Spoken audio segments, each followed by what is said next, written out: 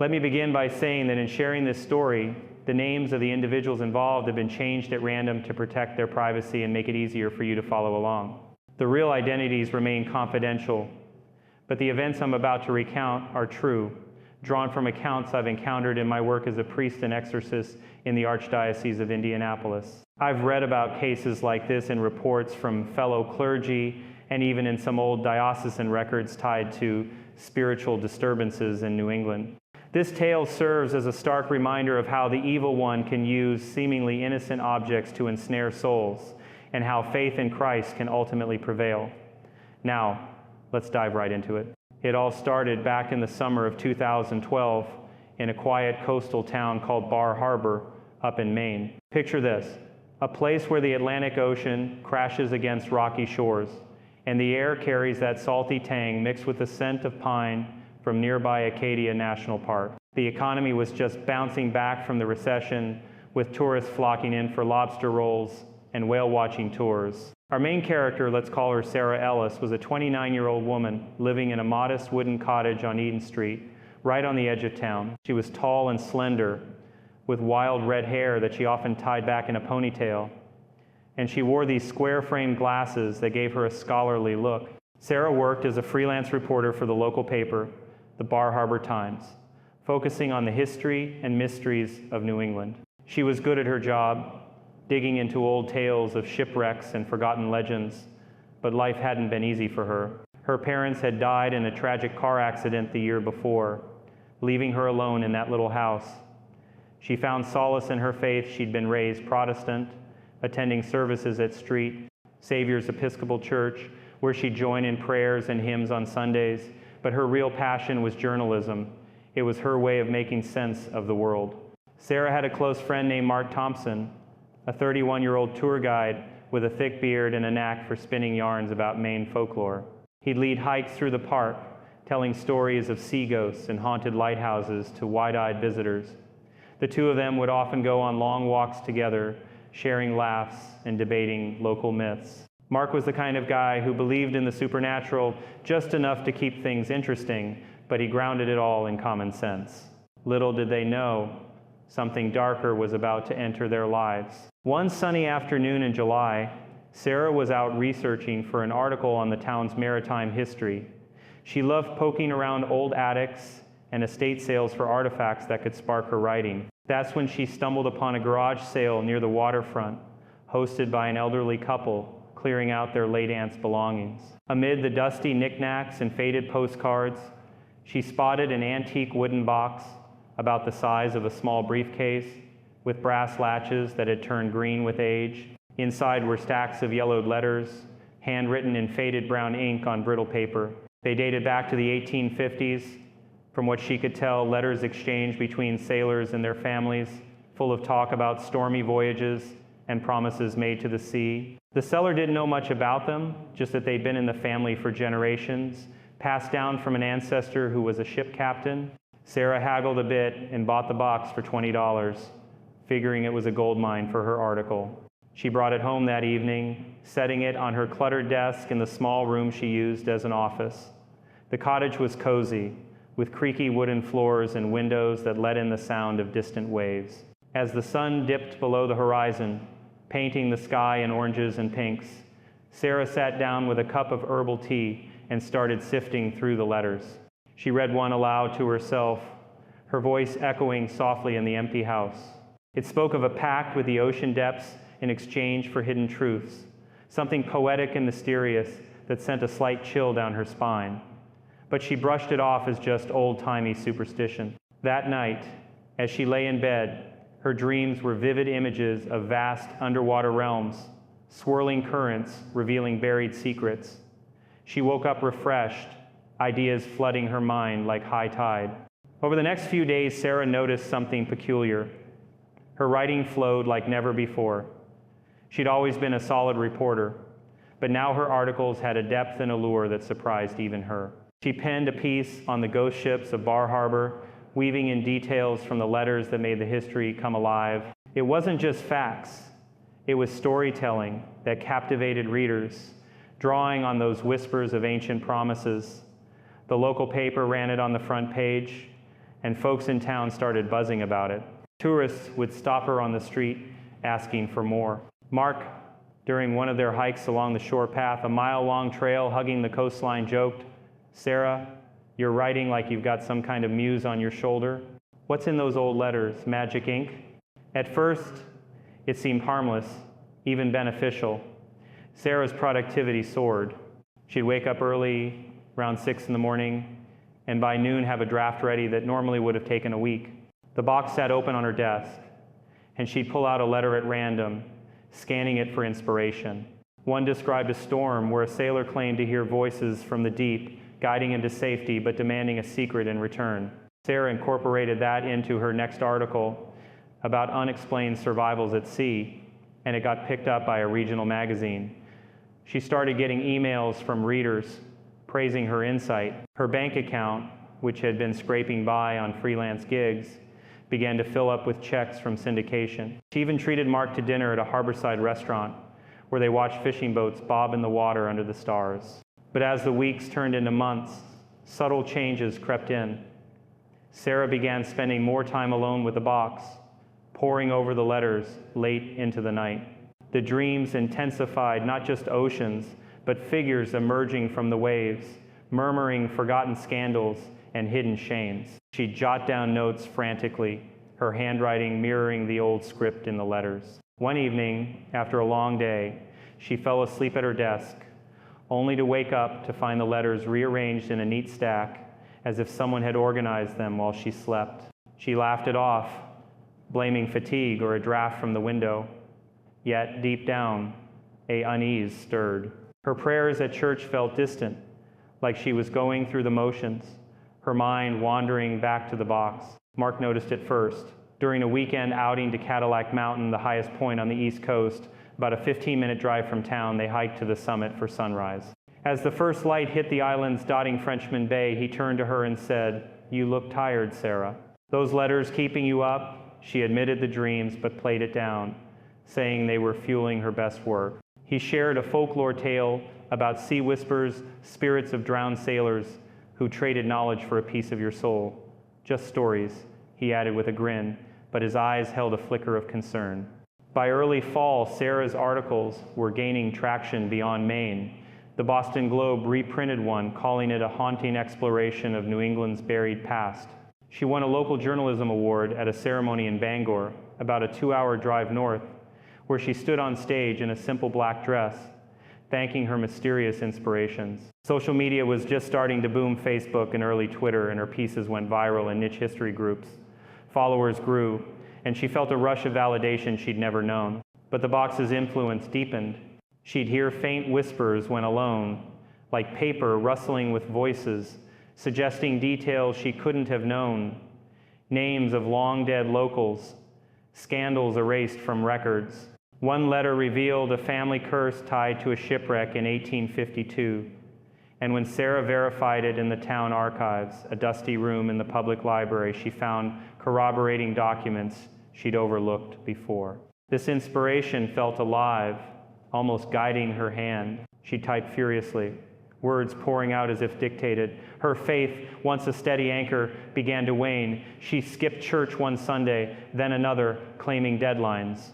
The cottage grew cluttered with research papers, the box always central. One night, during a mild thunderstorm common in Maine's changeable weather, she read a letter describing a ritual where a mariner offered his secrets to the sea for prosperity. As lightning flashed over the bay, Sarah felt a surge of energy, her article on forgotten packs of the Atlantic coming together in hours. It was published the next week, drawing praise but also uneasy glances from townsfolk who recognized veiled references to their ancestors. As autumn leaves turned fiery red and gold, blanketing the trails in Acadia, Sarah's life seemed on an upward trajectory, but the seeds of something sinister were taking root.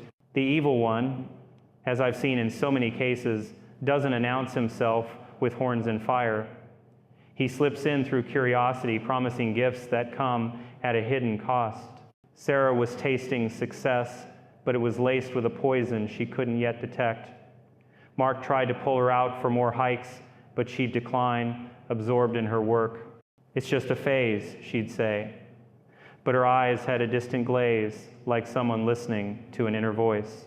In my experience as an exorcist appointed by the bishop back in 2005, I've dealt with possessions and infestations where ordinary objects become conduits for demonic influence. This box, tied to drowned souls and unholy pacts, fits that pattern. It's not unlike the cursed artifacts I've encountered, rosaries twisted by occult practices, or books infused with malevolent spirits. Sarah's story illustrates how the devil preys on our vulnerabilities, her grief over her parents, her ambition in journalism. He offers knowledge, but it's a trap leading to isolation from God. By late fall, as temperatures dipped into the 40s Fahrenheit and the first snow dusted the pines, the changes became more pronounced. Sarah lost weight, her once vibrant hair dulling, but her output was phenomenal. Articles on whispers from the deep in Bar Harbor's shadowed legacy stirred controversy, hinting at real secrets. One exposed a historical land dispute that echoed modern feuds, causing whispers in coffee shops. Mark researched the box casually, flipping through library books on Maine hauntings, but found nothing alarming yet. He chalked it up to her imagination. Yet, the dreams evolved into nightmares. Sarah saw herself drowning in ink-black waters, hands pulling her down while voices demanded more revelations. She'd wake sweating, reaching for the box like an addict. This was the beginning of the infestation, where the spiritual disturbance attaches to a person through an object. In exorcism terms, it's oppression, external pressure from evil forces wearing down the soul. Sarah's Protestant background offered some protection through prayer, but without the full armor of the sacraments, she was exposed. As winter approached, with short days and long nights where the wind howled off the ocean, Sarah's gift intensified. She'd find new letters appearing in the stack ones she swore weren't there before, detailing intimate histories. One spoke of a journalist in the 1800s who traded his quill for infernal truths, ending in madness. She ignored the warning, too enthralled. Her success peaked. Invitations to speak at historical societies in Portland, about an hour and a half south, and even a book deal query from a small publisher. But the cost was mounting. Friends noticed her withdrawal. Church acquaintances missed her at services. Mark confronted her gently over hot cider at his place, a cabin overlooking the harbor, saying, "This isn't you, Sarah. It's like those letters are changing you." She laughed it off, but inside, doubt flickered. The evil was burrowing deeper, using her talents against her. This phase, the discovery and initial allure, is common in demonic cases. The object presents as benign, even helpful, luring the victim in. I've advised many to discard such items immediately, but curiosity often wins. Sarah's story is a caution. What seems like inspiration can be deception. As we move forward, you'll see how it escalated, but remember, God's grace is always greater. As the leaves fell and winter's chill settled over Bar Harbor like a heavy fog rolling in from the Atlantic, Sarah's career took off in ways she could never have imagined. By late 2012, her articles weren't just local hits. They were making waves across New England. The Boston Globe, that venerable paper out of Massachusetts, picked up her piece on the ghost ships, and soon enough, editors from as far as New York were emailing her for exclusives. She started getting paid real money enough to fix up that leaky roof on her cottage and even splurge on a new laptop. Folks in town would nod at her in the grocery store, saying things like, "Saw your story in the paper, kept me up all night." It was heady stuff for a young woman who'd been scraping by, and Sarah felt alive, like she'd tapped into some endless well of creativity. But let's not sugarcoat it. This success wasn't natural. In my years dealing with the demonic, I've seen how evil masquerades as a benefactor, doling out gifts to hook you deeper. Sarah's writing had an edge now, a piercing insight that uncovered layers of history no one else had touched. She'd pull a letter from the box, and bam, details would flood her mind. Dates of forgotten wrecks, names of sailors, long buried in overgrown cemeteries along the coast. One article delved into a mid-19th century scandal involving a prominent Bar Harbor family and a smuggling ring tied to the sea. She wrote it in a single sitting, her fingers flying over the keys as if guided. When it hit the stands, it caused a stir. Old-timers at the diner grumbled about airing dirty laundry, but subscriptions to the Bar Harbor Times spiked. Mark, ever the watchful friend, started noticing the cracks. They'd meet for coffee at a spot downtown, overlooking the harbor where lobster boats chugged out at dawn, and he'd say, "Sarah, you're on fire, but you look like you haven't slept in days." Her eyes had this hollow look, shadowed by dark circles, and she'd wave him off with a laugh that didn't quite reach them. "It's the thrill of the hunt," she'd reply, sipping her black coffee strong enough to wake the dead as the locals joked. But privately the box was weaving its web. Nights when the wind whipped through the pines, rattling her windows, Sarah would hear those whispers again, clearer now, like faint conversations from another room. "Reveal the truth," they'd murmur, "and power will be yours." She'd shake her head, attributing it to exhaustion or the creaks of an old house, but then she'd find herself incorporating those exact phrases into her drafts. By Thanksgiving, as families gathered around tables laden with turkey and cranberry sauce, Sarah's fame grew. She got invited to a panel in Portland, about 70 miles south along Route 1, with its winding coastal views, and spoke to a room full of historians and journalists. Her talk on unearthing New England's maritime mysteries drew applause, and afterward, a producer from a regional TV station approached her for an interview. "You've got a gift," he said, handing her his card. Back home, she celebrated alone with a glass of wine by the fire, the box open beside her. That night, the dream shifted. No longer just oceans, but visions of crowds cheering her name while shadowy figures lurked in the waves below, their hands outstretched for payment. The awards came next. In December, at a ceremony in Augusta, the state capital, roughly 100 miles inland, she won Reporter of the Year from the Maine Press Association. Standing there in the grand hall, under chandeliers that glittered like stars, she clutched the plaque and thanked her unexpected muses. Mark was in the audience, clapping proudly, but later, over pie at a roadside diner, on the way back, he pressed her. "Those letters, are they really just paper? You've changed, Sarah. You're sharper? Yeah, but it's like you're not all there." She admitted the whispers, but downplayed them as imagination fueling her work. He shared more folklore, tales of drowned bargains, where spirits of the lost at sea offered knowledge but demanded chaos in return. Old wives' tales, she scoffed, but his words lingered like the fog that often shrouded the bay. As Christmas lights twinkled along Main Street and carolers sang outside the church, Sarah's output didn't slow. She wrote a series on Bar Harbor's buried secrets, each installment more revealing than the last. One exposed a historical feud that mirrored a current town council dispute, naming names from the past that echoed living relatives. Emails poured in, some grateful for the truth, others furious. A local businessman whose great-grandfather was implicated in a shady deal threatened a lawsuit over defamation of the dead. Sarah shrugged it off. "The facts speak for themselves," she'd say, her confidence bordering on arrogance. But inwardly, the toll mounted. She'd skip meals, forgetting to eat as she transcribed insights from the box. Her weight dropped 10 pounds in a month, her skin paling against the winter Sunday. The social media buzz amplified everything. Platforms like Facebook groups for history buffs shared her work, and early Twitter threads dissected her theories. Followers climbed into the thousands, and she started a blog to post extra scans of letter snippets, carefully redacted.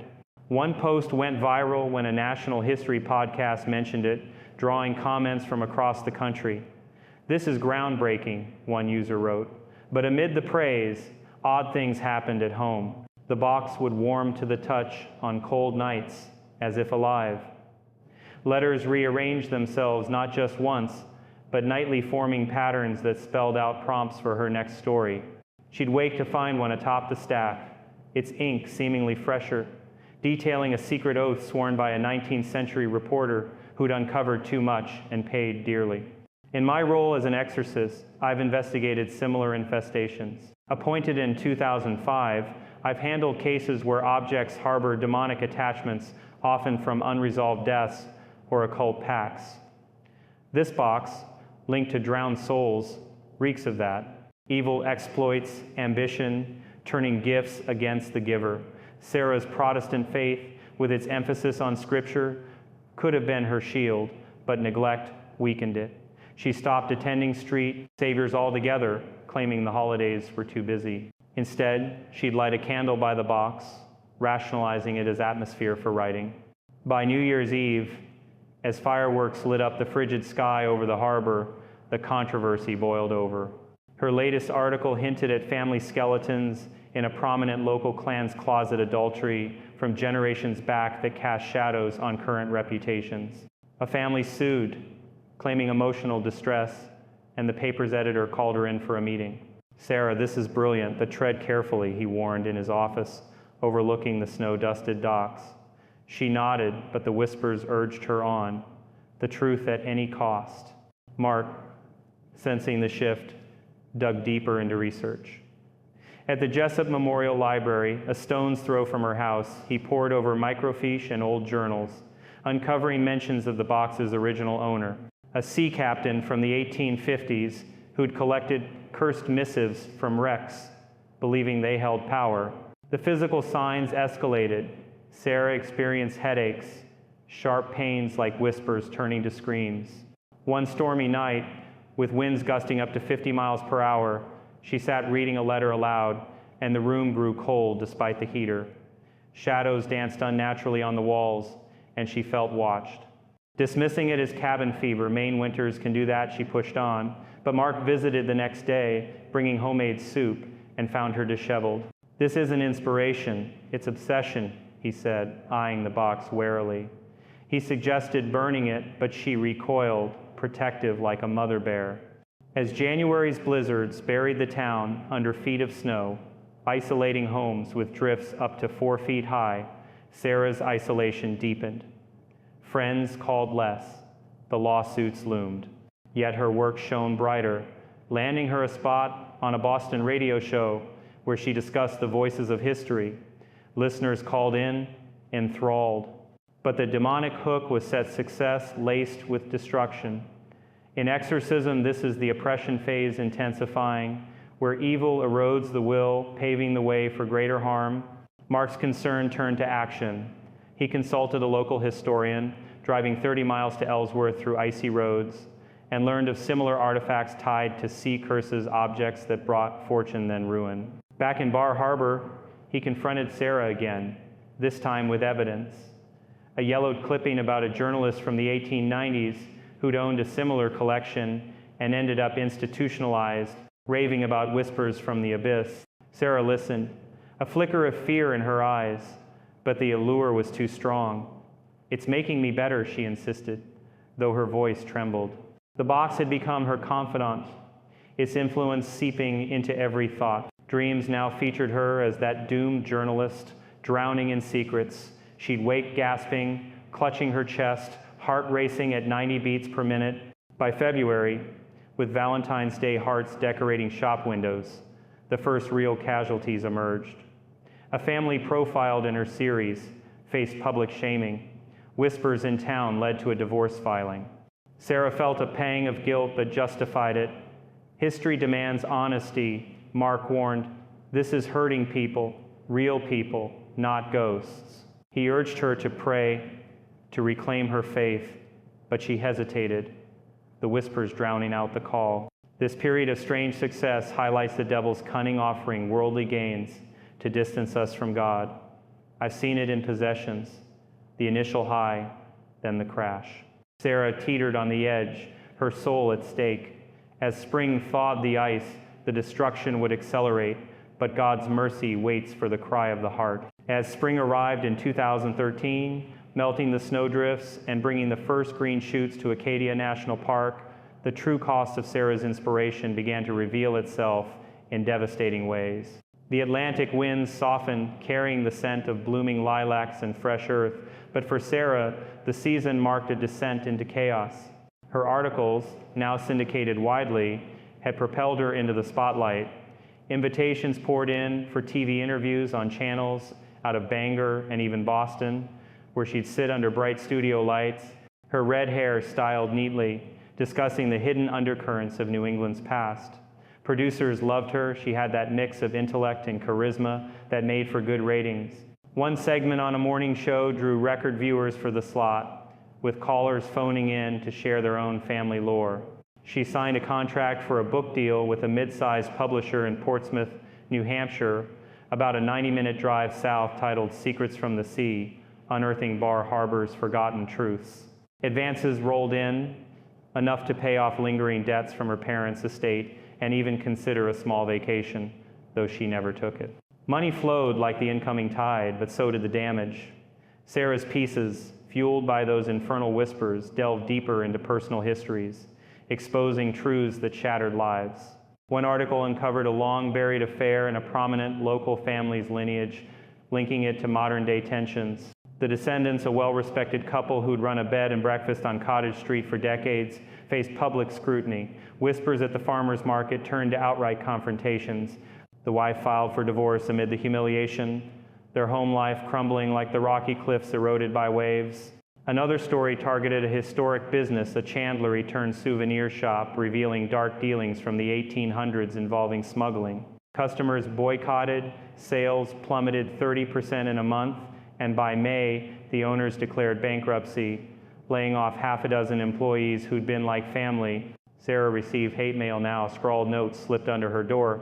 "You've destroyed us for what? A byline?" She rationalized it, telling herself in the mirror each morning, "The truth heals, even if it hurts first." But the guilt gnawed at her, manifesting in sleepless nights where the whispers grew louder, mocking her justifications. In my ministry, I've witnessed how demonic forces thrive on division, using knowledge as a weapon to sow discord. Appointed as the Archdiocese of Indianapolis's exorcist in 2005, I've handled over a dozen cases where infested objects led to relational ruin, families torn apart by revelations that served no godly purpose. Sarah's box was no different. It was a vessel for oppression, amplifying her ambition into something destructive. Her health deteriorated rapidly. Headaches turned to migraines that left her bedridden for days, her vision blurring like fog over the bay. She lost more weight, her clothes hanging loose, and her once steady hands trembled when typing. Friends distanced themselves. Even the church community, where she'd once found comfort in shared prayers, viewed her with suspicion after her articles indirectly criticized historical church ties to local scandals. Mark, bless his persistent soul, refused to abandon her. As a tour guide, he had downtime in the off-season, using it to delve into the box's origins. He'd drive to the Maine Historical Society in Portland, navigating the coastal highway with its sweeping views of lighthouses and inlets, poring over archives and dimly lit reading rooms. There, in faded ledgers and brittle newspapers from the 1800s, he uncovered the truth. The box had belonged to a journalist named Elias Hawthorne, a reclusive figure from 1858 who'd written exposés that ruined reputations across coastal Maine. Hawthorne claimed divine inspiration from the depths, but contemporaries whispered of madness. He'd isolated himself, lost friends to his relentless pursuits, and ultimately took his own life by walking into the sea during a nor'easter, his body washing up on Cadillac Mountain shores. Mark photocopied the clippings, his hand shaking as he realized the parallels. Hawthorne's writings mirrored Sarah's in style and destructiveness. Back in Bar Harbor, as Memorial Day tourists flooded the streets with their RVs and kayaks, Mark confronted Sarah at her cottage. The air was warm, about 70 degrees Fahrenheit, with gulls crying overhead. But inside, the atmosphere was heavy. "This isn't a muse, Sarah, it's a curse," he said, spreading the documents on her kitchen table, cluttered with half-eaten meals and crumpled drafts. He pointed to Hawthorne's suicide note quoted in an old gazette, "I sold my soul for the truth, and it consumed me." Sarah stared, her face paling, but the whispers in her mind countered, "He was weak. You are chosen." She argued back, her voice rising, "This is progress, Mark. Exposing lies builds a better world." But doubt crept in, especially as lawsuits mounted the bed and breakfast owners joined the earlier complainants, seeking damages for intentional infliction of emotional distress. By June, with the summer solstice stretching days to nearly 16 hours of light, Sarah's body gave out. She collapsed at her desk one evening, the box open before her, mid-sentence in an article about eternal pacts. Paramedics rushed her to Mount Desert Island Hospital, a short 10-mile drive inland, where doctors diagnosed severe exhaustion, dehydration, and anemia, her hemoglobin levels dangerously low at 8 grams per deciliter. In the sterile white room, hooked to IVs, dripping fluids, she drifted in and out of consciousness. Her dreams were horrors now.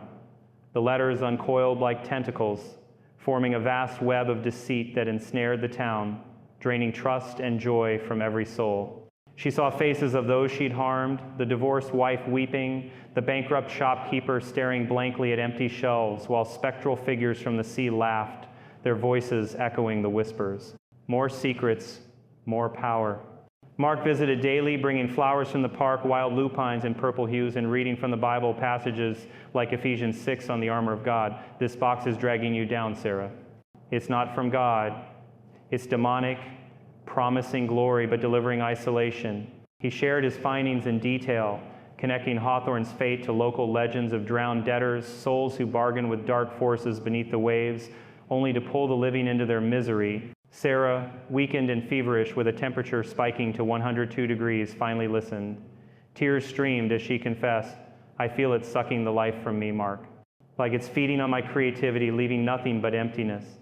The hospital stay lasted a week, during which she refused visitors except him, her world shrinking to beeps of monitors and the distant hum of the ocean through open windows. Upon discharge, with prescriptions for vitamins and rest, Sarah returned home to find the box waiting, its brass latches gleaming unnaturally in the sunlight, filtering through lace curtains. The oppression intensified, objects in the house moved slightly, books toppling, doors creaking open, and the whispers became audible to Mark during one visit, a low hiss like wind through sails. He urged her to seek spiritual help, suggesting a pastor from street, saviors, but Sarah hesitated, her faith frayed.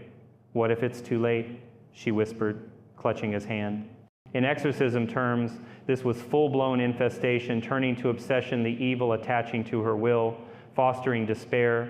As July's heat waves pushed temperatures into the 80s, baking the rocky beaches where families picnicked, the community's wounds festered. More families fractured. A town meeting devolved into arguments over Sarah's meddling. She withdrew further. Her book manuscript stalled. The once vibrant ideas now twisted into paranoia. Mark, drawing on his folklore knowledge, pieced together the box's ties to a specific shipwreck in 1852, the Abyssal Promise, a vessel lost with all hands, rumored to carry occult cargo from European ports. Survivors' accounts, scant as they were, spoke of crewmen hearing siren calls, offering forbidden knowledge. Sarah's crisis peaked in a moment of clarity during a quiet evening walk along Ocean Drive, a scenic loop road hugging the coast with views of crashing surf. As seals basked on offshore rocks, she broke down to Mark. "It's leading me to eternal loneliness, just like Hawthorne." He nodded, his beard catching the sea breeze. "But God offers redemption." We fight this with faith, not fire yet. This realization marked the turning point where the soul cries out against the darkness. In my experience, uncovering the source is crucial in deliverance. Naming the evil strips its power. Sarah's story shows how demonic attachments exploit grief and pride, but mercy abounds for those who seek it. As summer waned, the confrontation loomed, but the Lord's timing is perfect. As August humid days gave way to the crisp edges of early fall in 2013, with goldenrod blooming wild along the roadsides and the first hints of foliage turning in Acadia, Sarah found herself at a crossroads of the soul. The revelations from Mark's research hung heavy, like the low clouds that often preceded a storm over the bay. She couldn't deny it anymore. The box wasn't a benign relic, it was a snare, entwining her life with threads of darkness that threatened to pull her under completely. Her cottage, once a haven, now felt oppressive, the air thick with an unseen presence that made her skin prickle even on warm afternoons. Mark, with his steady demeanor honed from years guiding tourists through unpredictable weather, became her anchor. "We don't fight this alone," he told her one evening as they sat on her porch, watching the sun dip behind the Porcupine Islands, casting long shadows across the water. "Evil thrives in isolation, but faith unites us against it." Sarah's crisis deepened into a full spiritual battle. Nights brought terrors. She'd bolt upright in bed, heart pounding at 100 beats per minute, convinced she heard footsteps on the creaky stairs, only to find the house empty, save for the box on her desk, its lid slightly ajar as if inviting her back. The whispers evolved into demands, echoing in her mind during quiet moments. Feed us more secrets, or we'll take yours. Paranoia set in. She'd double-check locks, draw curtains tight against the harbor lights, fearing eyes from the deep. Her writing, once a joy, stalled completely the inspiration, now a torment. Every attempt at typing met with mental blocks or surges of irrelevant, malevolent thoughts. Mark suggested professional help, a counselor in Ellsworth, about 20 miles east, but Sarah knew this went beyond psychology. It's spiritual, she confessed, her voice barely above a whisper during a hike on the Beach Mountain Trail, where the path wound through dense forests, offering glimpses of Echo Lake below. The physical exertion helped clear her head, but the oppression followed like a shadow. Drawing on his knowledge of Maine's folklore, Mark connected the dots to a broader legend. The letters from the drowned artifacts said, to carry the unrest of souls lost at sea, bound by unholy pacts made in desperation during storms. These spirits, twisted by their watery graves, sought to drag the living into similar despair, trading fleeting power for eternal bondage. It's like the devil's counterfeit of divine wisdom, Mark explained, referencing scriptures he'd been studying, James chapter 3 on earthly versus heavenly knowledge. Sarah, whose Protestant upbringing had instilled a love for the Bible, felt a spark rekindle. She hadn't prayed earnestly in months, but now, in her desperation, she knelt by her bed one dawn, the first light filtering through fogged windows, and cried out, "Lord, if this is from the evil one, deliver me." It was a simple plea, but in my experience as an exorcist, such humble cries often crack open the door for God's intervention. Appointed in 2005 to confront these very forces, I've seen how the demonic flees at the name of Christ, but only when invoked with true faith. The turning point came during a fierce nor'easter in late September, when winds howled at 60 miles per hour, whipping rain against the cottage like pellets and causing power outages across the island. Thunder rumbled like distant cannon fire, and lightning illuminated the churning Atlantic, waves crashing 20 feet high against the breakwater. Sarah, alone initially, decided this was the night to confront the box. She gathered it in the living room, placing it before the stone fireplace where logs crackled weakly against the chill. Kneeling, she read the final letter aloud, one that had appeared recently, speaking of a binding vow with the abyss, unbreakable, saved by fire and faith. As she finished, the room grew unnaturally cold, dropping to 50 degrees despite the blaze, and the whispers swelled into a cacophony, like a chorus of drowned voices pleading and threatening, "You are ours." The truths we gave bind you. Shadows elongated on the walls, forming vague shapes that shifted like underwater currents, and the letters began to flutter, pages lifting as if caught in an indoor gale. Panic surged Sarah's breath, came in short gasps, her hands trembling as she reached for matches, but the resistance intensified. A letter whipped across her face, drawing a thin cut on her cheek, warm blood trickling down. The voices mocked her doubts, replaying her past sins, ambition over ethics, neglect of friends, the harm she'd caused. Worthless, they hissed, abandoned like us. In that moment of vulnerability, Sarah wavered, the matchbox slipping from her fingers. It was the classic demonic tactic, assaulting the mind with lies to erode resolve. I've encountered it in rituals. The evil one amplifies fears, but Christ's authority silences them. Just then, Mark burst through the door, soaked from the storm after driving from his cabin despite flooded roads. He'd sensed her need, perhaps a divine prompting, and arrived with a Bible in hand. "Sarah," he shouted over the wind's roar, slamming the door against gusts that seemed to push back. Seeing the chaos papers swirling like a tornado, the unnatural chill frosting the windows, he understood immediately. "In the name of Jesus Christ, we rebuke this," he declared, his voice steady as he joined her by the fire. Together, they prayed fervently, invoking Psalms 91 for protection. "He will cover you with his feathers, and under his wings you will find refuge." The resistance peaked, the box vibrated, letters exploding outward in a frenzy, some igniting midair with sparks that singed the rug. Ears rang with piercing shrieks, like metal scraping rock, and Sarah felt a physical weight lift from her chest, as if chains were snapping. With renewed strength, she struck the match, her hand guided by Mark's. They tossed the box into the flames, watching as the wood crackled and papers curled black, the ink bleeding into ash. The voices faded to whimpers, then silence, drowned out by the storm outside. Smoke billowed, carrying a foul, briny stench like rotting seaweed, but as it cleared, peace settled. The temperature rose, shadows retreated, and the wind outside seemed to calm, though the nor'easter raged on.